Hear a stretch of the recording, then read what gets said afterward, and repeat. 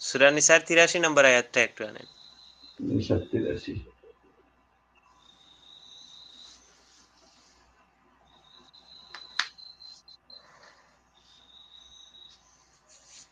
জি। জি, এখানে দেখেন ভাই, আল্লাহর পক্ষ থেকে আগত বিষয়াবলী, এটা তো আমরা দেখতেছি যে রাসূল এবং উলুল আমরের মাধ্যমে বুঝতে হবে। শুধুমাত্র রাসূল নয়, উলুল আমরও আছে। তারা এগুলা থেকে ইস্তেমবাদ করবেন, এগুলো তাদের বিষয়।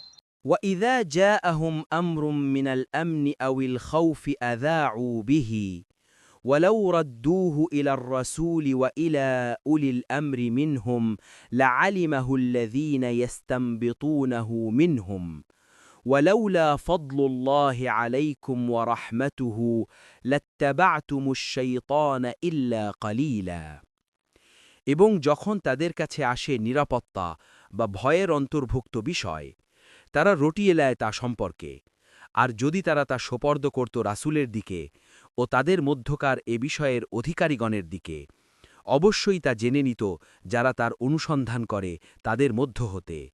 এবং যদি না থাকত আল্লাহর ফজিলত ও তার রহমত তোমাদের ওপর, অবশ্যই তোমরা অনুসরণ করতে শয়তানের অল্প সংখ্যক ছাড়া।